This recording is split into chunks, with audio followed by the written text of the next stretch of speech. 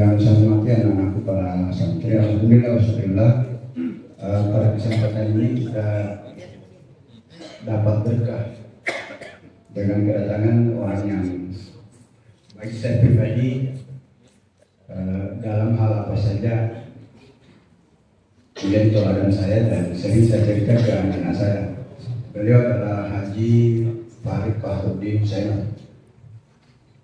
Beliau ini sekarang ini saat ini sudah Oktober yang lalu menjabat sebagai koordinator staf khusus Menteri Agama Republik Indonesia. Sebelumnya beliau adalah dosen tetap di Universitas Islam Internasional Indonesia. Perguruan tinggi yang saya tidak bisa masuk. Kenapa di sana tidak ada bahasa Indonesia, bahasa Inggris ada dan bahasa Arab. Saya tidak bisa dua-duanya, beliau bisa dua-duanya. Jadi saya diwakili oleh beliau. Beliau di sini mungkin saya katakan mungkin dengan penampilannya yang sangat sederhana. Beliau lahir, tumbuh dan besar dengan gemblengan yang seperti ini. Sebelumnya dari Ma'had Pondok Madinah, kemudian ke Manteka, S1-nya di UIN Jakarta, S2-nya di Manchester, Inggris, S3-nya di New Zealand. Tapi dia tidak punya, dia tidak jomblo, sudah ada istrinya.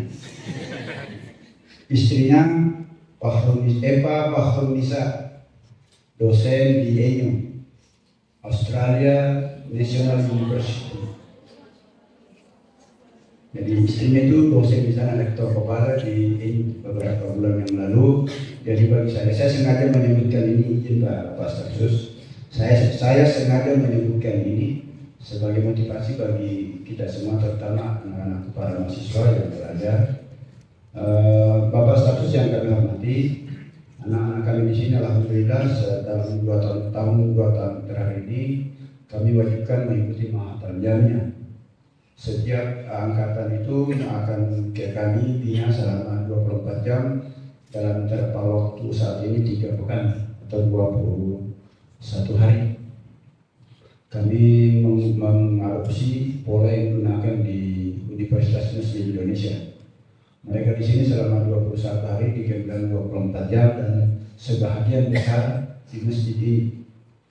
Kemudian bahwa para santri di sini digabungkan seluruhnya oleh alumni kami, alumni kita di sini yang sudah tamat. Kita berikan kesempatan untuk belajar di magang di UNI, Ma'hadnya UNI, magang di sana atau magang di Malang, baru kita tetapkan mereka di sini.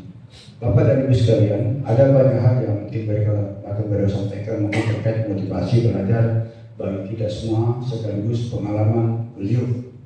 Bagi saya beliau orang yang sangat luar biasa dan menjadi orang kepercayaan Bapak Menteri Agama Republik Indonesia sejak beberapa tahun terakhir.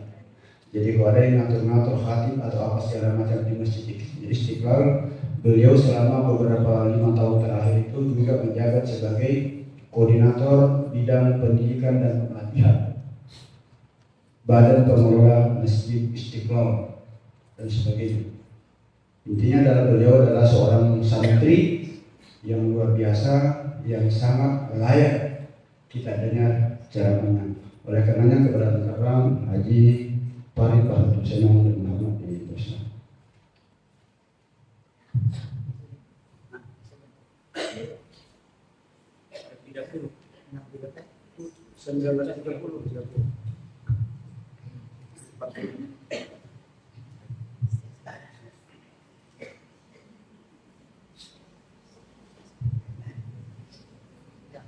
Bismillahirrahmanirrahim. Assalamualaikum warahmatullahi wabarakatuh. Alhamdulillah wassalatu wassalamu ala Rasulillah Sayyidina Muhammad wa ala alihi wa sahbihi wa ma'in. Yang kami hormati Profesor Dr. Bas Najib A, Rektor dan insyaallah jadi Universitas Islam Negeri. Amin. Insyaallah sebentar lagi. Yang kami hormati Bapak Direktur Pasca Sarjana Profesor Muhammad. Yang kami hormati Pak akan kena. Saya masih kagum misalnya menyebut kandang atau akan kena. Dulu istilahnya mak kandang, ya, sekarang akan kena. Yang kami hormati Bapak Ibu semua, mahasiswa, mahasiswi di lingkungan UIN IAIN Malopo, mudah-mudahan sehat walafiat semua. Allah Subhanahu wa taala senantiasa melimpahkan rahmat dan hidayah untuk kita semua. Ya, kesempatan ini saya gunakan untuk sama-sama berbagi saja sebenarnya. Insya Allah ada yang bisa kita bawa pulang dan juga kita akan hubungkan dengan Ramadan. Seperti yang Pak Rektor sampaikan tadi, tentu ingin memotivasi mahasiswa-mahasiswa kita semua agar selalu punya cita-cita besar, ya. Dan kita umat Islam khususnya memang punya modal sosial keagamaan yang besar terkait dengan cita-cita, terkait dengan menuntut ilmu. Ya. Kita sudah banyak menghafal ayat atau hadis yang memotivasi kita untuk menuntut ilmu. Ya, tidak ada habis-habisnya. Dan ini yang membedakan kita antara kita umat Islam dalam menuntut ilmu dengan misalnya non Muslim yang juga punya semangat untuk menuntut ilmu, tetapi motivasinya agak beda. Ya. Kita ini belajar dari ulama-ulama kita mau berkelana membara ke sana kemari untuk mencari guru, menyambung sanad dan sebagainya. Ya. Sementara saudara-saudara kita yang non Muslim relatif mencari gelar kependidikan yang relatif untuk sebuah mungkin saja kepuasan intelektual, tetapi di sisi lain adalah keinginan untuk mendapatkan karir yang lebih baik di dunia akademik. Nah, kita punya motivasi yang lebih dari itu, dan itu yang perlu kita banggakan. Dan ya tentu tidak jauh kita semua santri relatif punya semangat seperti ini. Ya, kita sudah diajar sejak santri di pesantren, misalnya tentang hadis, bagaimana seorang hadis mau berjelajah ke sana kemari, pindah satu tempat ke tempat lain, satu kota ke kota lain, satu sekolah ke sekolah lain untuk mencari guru-guru baru, menyambung sanadnya dan sebagainya. Ini yang juga relatif kita semua jaga. Dalam konteks inilah saya ingin sedikit berbagi. Ya, sangat senang bisa datang ke Kota Malopo ini. Ini seingat saya yang kedua sebenarnya. Yang pertama waktu masih santri di pesantren Pondok Madinah pada waktu itu, yang memang juga didirikan oleh Beruta Menteri Agama, Profesor Nasruddin Umar. Jadi memang saya angkatan pertama di Pondok Madinah, pesantren yang didirikan oleh Beruta Nasruddin Umar dan Beruta Sanusi Bacong. Ya, sebuah rihla ilmiah, kemudian sempat ke Malopo sini berkunjung ke pesantren-pesantren, maksudnya Datuk Sulaiman ya, yang ada di sini, ke Masjid Jami juga, dan tadi sudah sempat ke Masjid Jami, mengingat lagi kunjungan pertama ini. Ini sangat senang berada di tengah-tengah kita lagi. Jadi waktu itu masih santri di pesantren Pondok Madinah. Kemudian lanjut ke Madrasah Aliyah Negeri Program Khusus ya di Makassar. Waktu itu pikiran saya pernah dengar gosip kalau di Pondok Madinah atau di pesantren umumnya tafsir yang kita baca tafsir Al-Marwazi misalnya, tafsir Al-Jalalain ya, tapi di Manpeka itu kita bacanya tafsir Al-Marwazi ya. Jadi tertarik dengan kitab-kitab yang dikaji, akhirnya pindah ke Manpeka. Kemudian dengan modal Manpeka itu kebetulan bebas tes di UIN Jakarta, ya. UIN Jakarta, jadi pindah ke Jakarta, tentu saja dengan status mahasiswa yang dengan segala kekurangan kita ketika menjadi mahasiswa. Mungkin juga Anda semua di sini merasakan bagaimana menjadi Ibnu Sabil, menjadi mahasiswa dengan segala kebutuhan kita. Satu poin yang ingin saya sampaikan bahwa ketika menjadi mahasiswa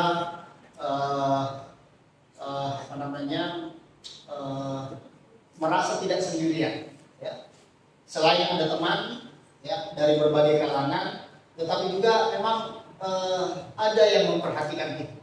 Ada senior, ada dosen yang memperhatikan kita. Kita diajak, misalnya tinggal di rumahnya, atau kita istilahnya sering diperhatikan. Sudah makan hari ini atau di mana dan sebagainya. Nah, ini satu poin yang juga saya ingin sampaikan. Saya mencoba mengingat-ingat kembali, ya, mengapa terlalu banyak anugerah yang saya rasakan, yang saya dapatkan ketika menjadi mahasiswa, khususnya diperhatikan oleh orang lain. Ya. Ternyata saya coba mengingat-ingat. Dan ini saya kira untuk kita yang orang tua dan juga semuanya ini kalau sudah jadi orang tua, saya ingat ibu saya selalu memperhatikan mahasiswa pendatang. Selalu memperhatikan mahasiswa pendatang. Saya ingat saya pernah operasi amandel, ya, nyambut amandel yang sudah saya sangat sensitif, minum es sedikit langsung sakit, ya, sekarang sudah tidak lagi. Kebetulan waktu di rumah sakit itu ada pelajar polisi, kebetulan dari Jawa, ya, yang mengalami kecelakaan dalam masa studi. Ya, tanya kesana kemari, ini mahasiswa nggak ada keluarganya di Makassar waktu itu, nggak ada keluarganya. Dan kemudian dan ini bukan karakter yang tiba-tiba muncul, tetapi memang sering membantu banyak orang.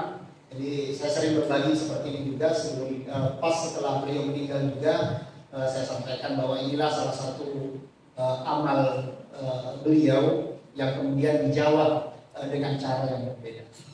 Jadi polisi yang dengan teman-temannya ini yang tidak punya keluarga di Makassar dirawat oleh ibu saya, dibawain makanan setiap hari ke rumah sakit, dibawain sarung segala macam. Setelah sembuh selalu main ke rumah, ya, main jadi oleh ibu ikut atau mereka yang polisi-polisi ini merasa menjadi anak angkat juga dalam keluarga besar kami. Sampai sekarang alhamdulillah masih bersilaturahmi dengan kami. Nah, ini yang saya sebut bahwa orang tua yang memperhatikan Ibnu Sabil, siapapun mereka, santri, mahasiswa, ya, insya Allah dibalas oleh Allah dalam keadaan yang sama untuk anak-anak. Ya. Jadi kami yang anak-anaknya yang banyak kuliah di luar daerah, di luar negeri, alhamdulillah ada yang perhatiin di luar negeri, ada yang perhatikan di luar. Saya merasa ini adalah balasan dari Allah terhadap kebiasaan amal dari orang tua yang memperhatikan banyak mahasiswa, banyak pelajar yang memang membutuhkan pertolongan. Jadi itu yang saya alami, saya dapatkan sampai sekarang pun dengan situasi seperti ini juga ada orang tua yang banyak di tempat lain yang istilahnya memperhatikan kami, diangkat sebagai anaknya dan sebagainya. Ya, termasuk saudara-saudara saya yang kuliah juga. Nah, kuliah di Ciputat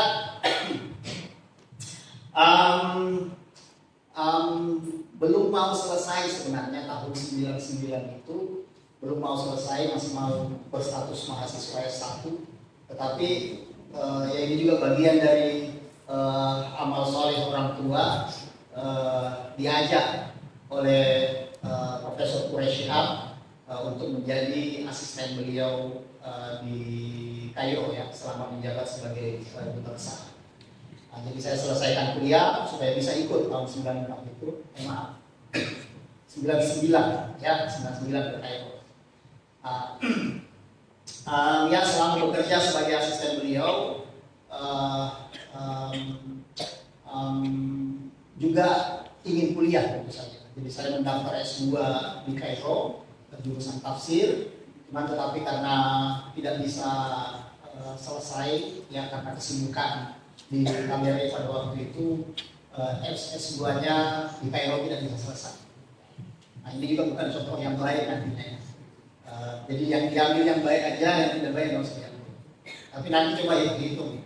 Jadi S2 di Kairo saya itu adalah S2 pertama yang gagal buat saya. Ya. Selesai di Kairo tahun 2002, balik ke Jakarta, masuk pengen kuliah, ambil lagi S2 di program reguler jurusan tafsir di Jakarta, UIN Jakarta. Dengan semangat yang besar, ingin kuliah terus dan jauh, berkelana kemana gitu ya. Ada kesempatan misalnya mendapatkan beasiswa, ada dulu namanya program Interdisciplinary of Islamic Studies, itu untuk S2. Kuliahnya di Jakarta, tetapi dalam bahasa Inggris dengan beasiswa. Kalau yang reguler tadi dengan bayar sendiri. Ya. Lulus di program interdisciplinary itu, tapi baru satu semester di program reguler. Itu ada godaan tuh, godaan mau kuliah dengan beasiswa, dengan kuliah dengan bahasa Inggris, kan keren tuh kira-kira kayak gitu ya, dalam bahasa Arab. Akhirnya yang reguler ditinggal. Ya. Jadi sudah 2 tuh program S2 saya tidak selesai. Masuk di program tadi S2 juga yang Interdisciplinary of Islamic Studies. Ada lagi godaan, ya istilahnya bukan godaan sebenarnya, tapi ada peluang kita daftar terus. Saya punya hobi waktu itu belum online semuanya ya, masih offline. Setiap ada majalah, ada formulir di situ, saya isi. Ya, entah dapat buku atau apa, alhamdulillah. Di koran-koran ada formulir, nama, alamat dan sebagainya, saya isi dan sebagainya. Sampai pada kesempatan untuk kuliah di luar negeri. Ya, waktu itu memang saya daftar beasiswa di Belanda dan beasiswa di Inggris. Ya. Baru pelatihan bahasa yang program interdisciplinary tadi lulus untuk beasiswa ke Belanda, ke Leiden. Saya dapat pilihan, walaupun bahasa Inggris kuliahnya di Jakarta, dengan kuliah bahasa Inggris di Belanda, kira-kira pilih yang mana? Godaannya pilih luar negeri. Yang interdisciplinary ditinggal lagi, sudah 3 program S2 yang tidak selesai. 1 tahun kuliah di Belanda, datang lagi godaan. Allah. Dapat beasiswa Chevening ke Inggris dan beasiswa Fulbright ke Amerika. Itu sudah berkecamuk pikirannya, kalau tidak selesai ini sudah 4 program S2 saya tidak selesai, ya kan, karena ditinggal. Tapi saya coba cari strategi, saya coba bernegosiasi. Ternyata beasiswa Inggris bisa di-defer, bisa ditunda ke tahun depan.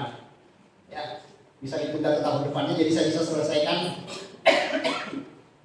yang Belanda dulu. Karena memang kalau saya nggak selesai yang Belanda ini, berarti 4 program S2 yang tidak selesai. Ternyata bisa ditunda. Kemudian tahun depannya baru saya ke Manchester di Inggris. Karena menonton bola juga di sana. Yang Amerika, jadi Chevening dan Fulbright itu 2 beasiswa paling bergengsi untuk ke Inggris dan ke Amerika. Yang Amerika nggak bisa ditawar. Kalau nggak ngambil tahun ini, batal. Ya, itu tadi pikiran saya, ini godaan, kuliah ke Amerika itu godaan tuh. Ya. Jadi tapi itu tadi, kalau batal ini S2 di Belanda, ya yang gampang.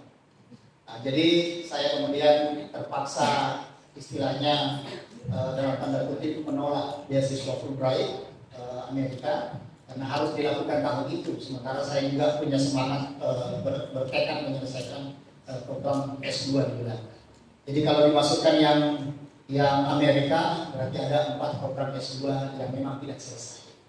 Saya selesaikan yang Belanda, saya selesaikan yang di Inggris. Jadi total 6 program S2, 4 tidak selesai, 2 yang selesai. Alhamdulillah. Setelah S2 di Inggris itu menarik karena S2 itu cuma 1 tahun, ya. Dan di semester kedua kita sudah bisa mendaftar untuk S3. Belum selesai S2, daftar untuk S3, lulus dengan istilahnya conditional, artinya harus menyelesaikan S2 di Inggris dulu, baru bisa masuk ke S3. Sudah lulus untuk S3 jadi resmi sebagai mahasiswa S3. Cuman beasiswanya waktu itu hanya SPP, gratis SPP. Cara kampus untuk memberi uang kepada mahasiswa pasca sarjana itu disuruh ngajar supaya bisa digaji. Nah, kita diuji bisa mengajar. Nah, sudah lulus lah istilahnya. Insya Allah waktu itu beasiswanya dengan tidak membayar SPP sudah ada, dan kemudian mengajar dapat gaji sudah bisa untuk bayar kos, untuk beli buku, untuk makan dan sebagainya. Ya. Tapi ya persoalannya tidak berhenti di situ. Di tahun yang sama istri dapat beasiswa S3 belajar di Australia. Ini ujung pukul ujung namanya. Satunya di utara, satunya di selatan. Ini kalau kita bisa 4 tahun, 5 tahun bisa sakit kepala kita ini. Akhirnya saya nggak ngambil yang S3 di Manchester. Saya ikut istri untuk menjadi suami pendamping untuk belajar di Australia. Nanti kemudian tahun depannya, tahun 2007, saya juga bisa mendapatkan beasiswa belajar di INU, Australian National University, yang juga tidak kalah menantang. Ya. Artinya kalau kita seleksinya di Indonesia, ya saingan kita orang Indonesia untuk dapat beasiswa. Tapi karena kita sudah di sana, ikut seleksi, saingan kita ya seluruh dunia untuk dapatkan beasiswa. Alhamdulillah dapat. Nah itu. Nah, poin yang ingin saya sampaikan adalah yang pertama dari proses belajar ini. Yang pertama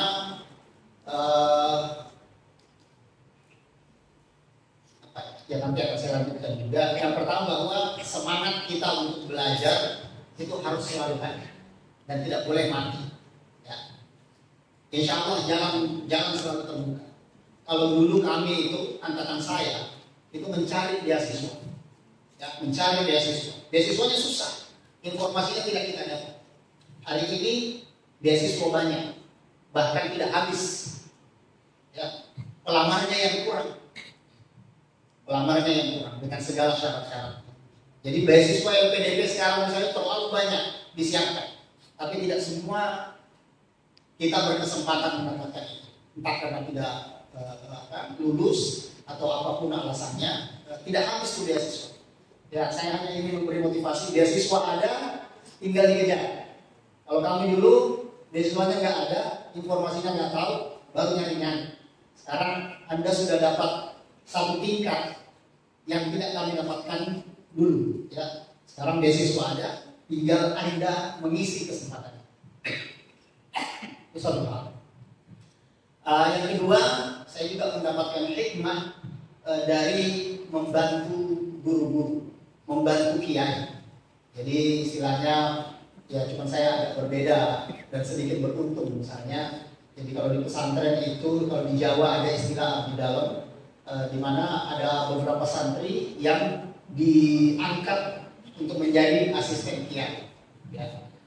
Saya misalnya tidak dalam konteks itu, tetapi mencoba menjadi asisten Prof. Quraisyihab, menjadi sampai sekarang menjadi asisten ceritanya, asisten Menteri Agama ya, Duta Tasawuf. Saya selalu mengambil satu hikmah pelajaran dari ini yang akan saya akan jelaskan sedikit panjang nanti, bahwa pada dasarnya semua orang yang pernah mengabdikan dirinya untuk membantu mengasisteni guru atau kiai itu insya Allah hidupnya berkah. Ya.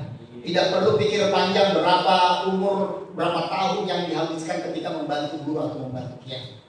Insya Allah semua kiai-kiai besar hari ini ya pasti pernah menghabiskan beberapa fase di dalam hidupnya untuk mengasisteni gurunya atau kiainya atau siapapun itu.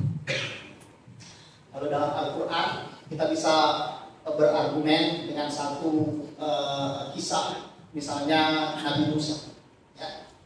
Ada dalam surah Al-Kahfi yang selalu kita baca itu apa ya? Wa qala Musa li fatahu.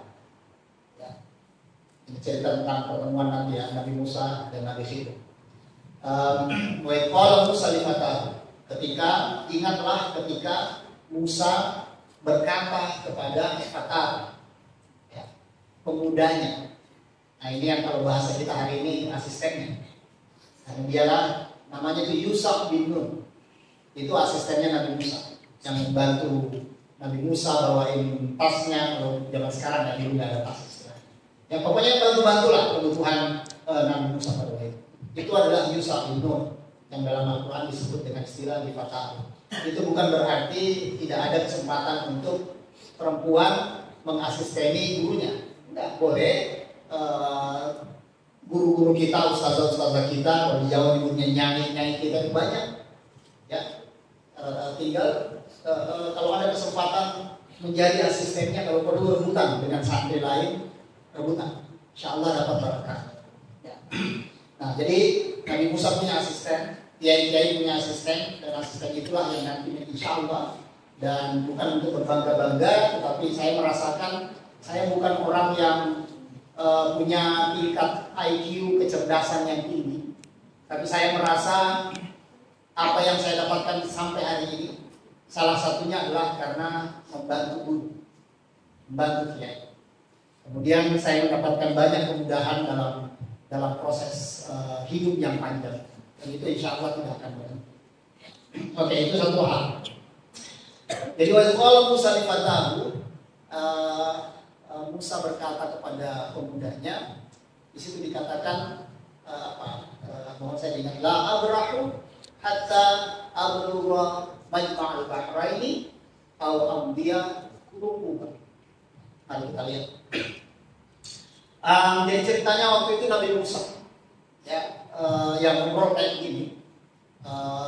Nabi Musa itu orangnya apa istilah kita sehari-hari, tapi bukan dalam pengertian negatif.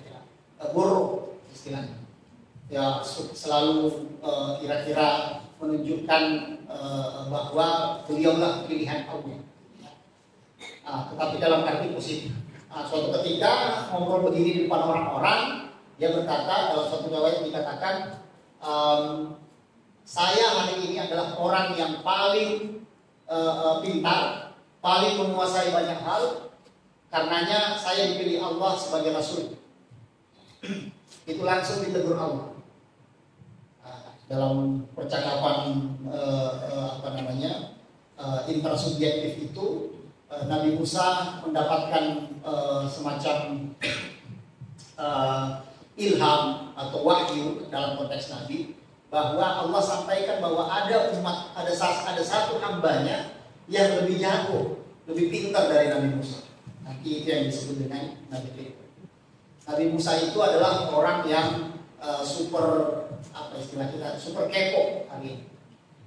Pengen tahu kok ada orang yang lebih pintar dari dia, sementara dia diangkat jadi nabi dan rasul di saat yang sama. Itu secara logika kita mungkin bisa memahami mengapa Nabi Musa bisa berkata, saya ini orang yang paling bisa hari ini, gitu ya.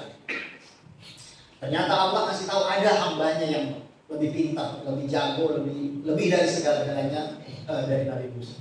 Tentu dia penasaran, siapa nih orang? Siapa? Kok ada? Ya. Nuntut sama Allah, siapa nih orang? Saya pengen ketemu katanya. Bukan ketemu mau mau berkelahi, enggak. Mau belajar. Dan ini contoh niat yang sangat baik buat kita para santri. Jadi diberitahu bahwa Nabi Khidir bisa ketemu di tempat yang namanya Majma'ul Bahrain. Kalau kita hari ini ada GPS, titiknya di mana kita tahu, ya, dan kita bisa mengarah pada titik itu. Kalau mau ke Surabaya dari Palopo, ada titiknya Surabaya, kita bisa gampang. Zaman Nabi Musa, kira-kira kalau disebut Majma'ul Bahrain, kira-kira di mana dia pikir? Dia nggak tahu di mana itu Majma'ul Bahrain, tapi dia mau tahu, dia mau cari, dia mau belajar pada Nabi Khidir. Nah ini keinginan kuat Nabi Khidir. Sumpah Nabi Khidir adalah ya qala musallifatan la abrah. Saya tidak akan berhenti mencari Nabi Khidir. Ya, saya tidak akan kapok berhenti mencari Nabi Khidir. Ya, hatta ablugha majma'al bahrain. Sampai kemudian saya bisa menemukan dia atau sampai di tempat yang namanya di titik yang namanya Majma'ul Bahrain. Nanti kita bahas Majma'ul Bahrain. Tapi sebagai sebuah lokasi ada yang mengatakan Majma'ul Bahrain itu ada di pertemuan Selat Gibraltar. Itu antara benua Eropa ujung bawah Portugal dengan Afrika Utara paling barat Maroko, makanya disebut Maghrib. Ya. Di YouTube pun kalau mau lihat pertemuan dua laut, ya itu masih ada kelihatan gambarnya dari atas, dua laut bertemu, tapi tidak saling bercampur airnya. Ya, beda, dilihat airnya memang kelihatan berbeda. Bisa lihat di YouTube. Diperkirakan di situ tempatnya. Nah, tapi sumpah Nabi Musa adalah karena tidak tahu tempat itu di mana. Ya. Sumpahnya adalah la abrahu hatta ablugha majma'al bahrain au amdiya hukum. Kalau nggak ketemu Majma'ul Bahrain, nanti saya berhenti kapok mencari Nabi Khidir adalah setelah au amdiya hukum. Setelah menghabiskan hukubah. Kalau kita buka kamus-kamus bahasa Arab, hukubah itu hukubun ya, jamak dari hikbah. Hikbah itu ada yang artikan 70 tahun, ada yang artikan 80 tahun, ada yang artikan 90 tahun. Anggaplah 70 tahun, yang paling minimalis, yang paling kecil. 70 tahun. Tapi karena dia muncul dalam bentuk jamak, hukubah. Ya. Dan kita tahu jamak dalam bahasa Arab itu dari 3 sampai tidak terbatas. Cuma nanti hukum kauidnya nakunya ada perbedaan antara 3 sampai 10 dan kemudian 11 sampai seterusnya. Nah, jadi kita ambil yang minimal 70 tahun dengan minimalnya jamak 3, kira-kira 70 kali 3 tahun. 210 tahun. Artinya Nabi Musa akan mencari Nabi Khidir sampai selama 210 tahun kalau nggak ketemu. Itu sebuah keinginan belajar mencari guru sampai mau bersumpah kalau dalam waktu 210 tahun tidak ketemu, itu paling minimal. Ya. Bagaimana kalau artinya hikbah itu yang dimaksud adalah 90 tahun? Atau bagaimana arti hukubah itu maksudnya bukan 3, tapi 5 atau 7 atau berapa? Kita ambil yang minimal 210 tahun. Jadi Nabi Musa mau menghabiskan waktu 210 tahun untuk mencari guru yang namanya Nabi Khidir. Singkat cerita ketemu, disitulah belajar tentang ada perahu bagus dibocorkan oleh Nabi Khidir, protes Nabi Musa.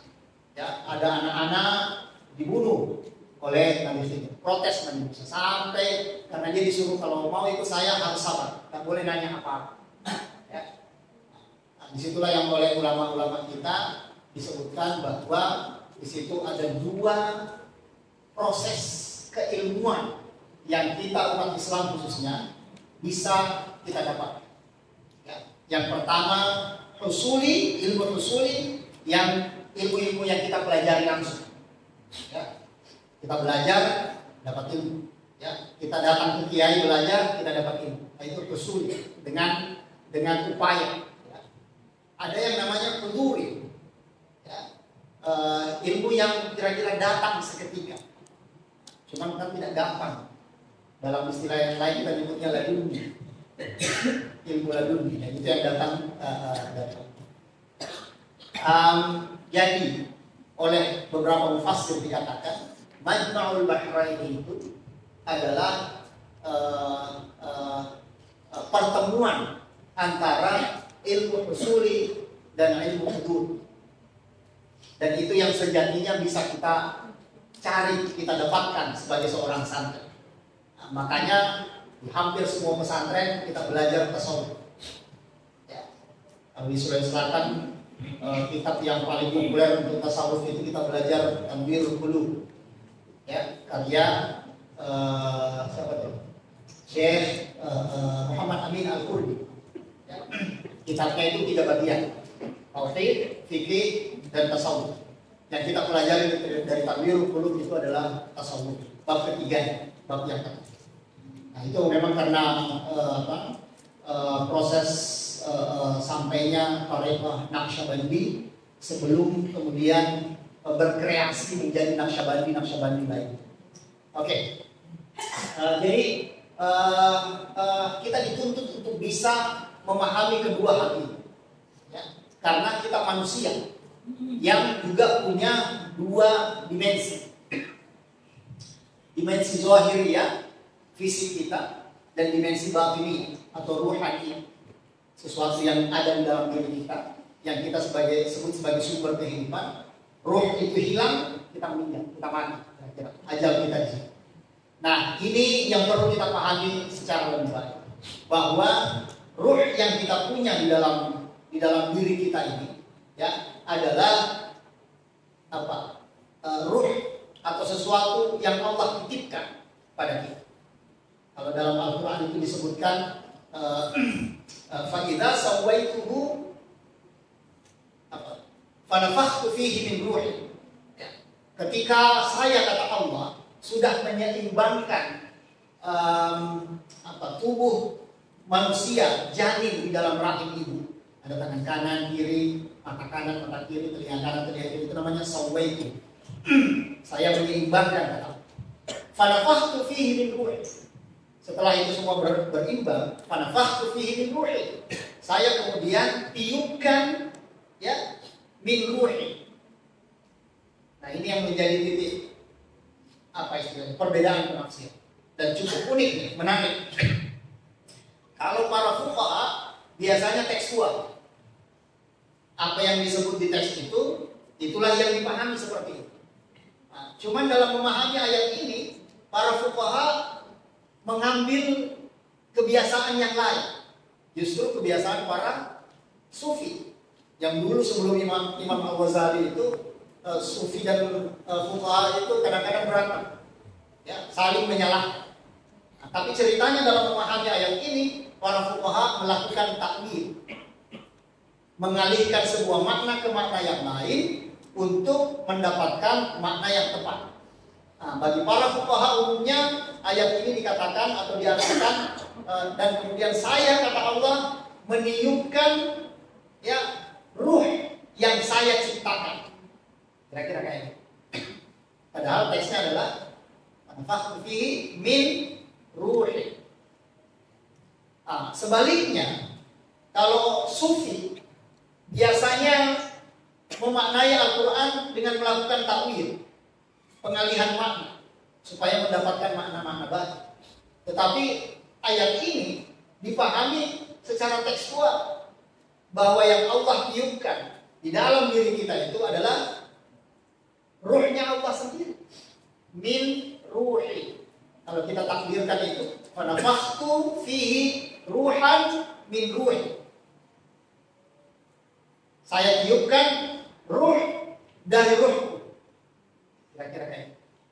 Nah, ini yang dipegangi oleh para sufi, bahwa dalam diri kita manusia ada unsur ketuhanan, ada unsur ilahiyah. Singkatnya, kalau kita latih, kita maksimalkan, bisa kembali pada Allah, bisa bersatu dengan Allah, karena kita punya itu. Dan itulah yang dilakukan oleh para sufi. Ya. Melatih potensi batiniahnya, ya, kemudian sampai pada titik merasa bersatu dengan Allah. Itulah yang nanti kita sebut dengan kasyaf misalnya, atau fana, ya, atau wahdatul wujud, atau wahdatul syuhud, atau apapun istilahnya. Intinya manusia merasa bersatu dengan Tuhan. Kalau dalam fikih itu nggak mungkin terjadi. Ya. Tapi dalam tasawuf dengan pemahaman seperti tadi bahwa Allah tiupkan ruh dari ruhnya ke dalam diri kita. Sehingga kalau ruh ini ketemu temannya atau ketemu asalnya, itu sangat mungkin. Sangat mungkin. Secara teoritis mungkin terjadi. Nah, makanya merasa bersatu dengan Allah itu adalah kenikmatan yang luar biasa bagi para sufi. Gak ada yang tolak itu. Saya sendiri tentu bukan di level itu. Cuman para sufi yang kita pelajari dari kitab-kitabnya mengatakan kenikmatan bersatu dengan Allah itu luar biasa tinggi. Bahkan ada sufi yang membandingkan kenikmatan bersatu dengan Allah itu seperti puncak kenikmatan hubungan suami istri. Ini bukan porno, tapi kira-kira kenikmatannya itu sampai di titik. Maksudnya di titik itu kesadaran kita sebagai manusia hilang, bersatu dalam subjektivitas Allah Subhanahu wa Ta'ala. Nah, itulah yang kemudian kalau misalnya di Jawa ada Syekh Siti Jenar mengatakan manunggaling kaula Gusti, bersatunya hamba dengan Allah, itu mungkin. Ya, dalam pemahaman saya juga demikian. Atau dalam Ibnu Arabi, ya, wahdatul wujud, ya, bersatunya wujud itu juga mungkin. Mengapa? Karena kita punya potensi yang berasal dari Allah, yang Allah sendiri tiupkan dalam diri kita. Tinggal melatih potensi ini.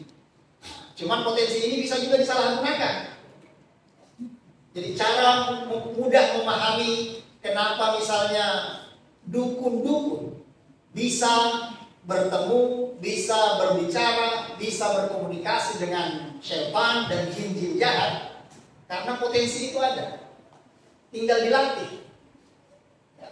Kalau mau jadi dukun, tidak perlu jadi anak dukun dulu. Tinggal latihan. Jadi tinggal latihan. Bersatunya diri kita yang manusiawi, yang ragawi ini dengan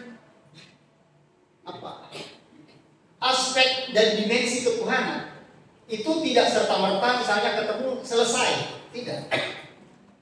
Tapi di situ ada dua alam yang saling bertemu dan bergesekan. Di situ ada dua, ya, ada dua alam yang saling bergesekan dan membutuhkan reaksi fisik manusia. Ini sebentar lagi kita azan dulu. Saya nggak tahu kemudian setelah Isya atau gimana ya. Ya, saya hanya ingin berkata begini. Nanti kita bisa lanjutkan bahwa kita punya dua potensi yang kalau kita maksimalkan, insya Allah bisa bersatu dengan Allah Subhanahu wa Ta'ala. Tinggal kita perlu latihan. Cuma latihannya harus melalui mursyid. Karenanya dalam tasawuf harus ada mursyid yang bisa jalan sendiri. Karena kalau kita jalan sendiri bisa belok kemana-mana, bisa tersesat. Makanya mursyid di dalam tasawuf itu adalah keharusan. Karena kalau tidak, ini imajinasi macam-macam lain bisa kemana-mana. Saya belum sempat simpulkan, tapi kira-kira seandainya tidak ada lagi kesempatan, ya kira-kira itulah beberapa poin yang ingin saya sampaikan. Mudah-mudahan menjadi bahan renungan buat kita semua untuk bisa mewujudkan cita-cita kita sebagai hamba Allah, dan insya Allah dengan kemampuan kita semua bisa bermanfaat untuk orang lain, bermanfaat untuk diri kita, bermanfaat untuk sesama kita. Ya, khairun nas anfa'uhum linnas. Sebaik-baik kita adalah orang-orang yang memang paling bermanfaat sesama. Saya kira demikian. Mohon maaf jika aku mencari. Wassalamualaikum warahmatullahi wabarakatuh. Waalaikumsalam warahmatullahi wabarakatuh.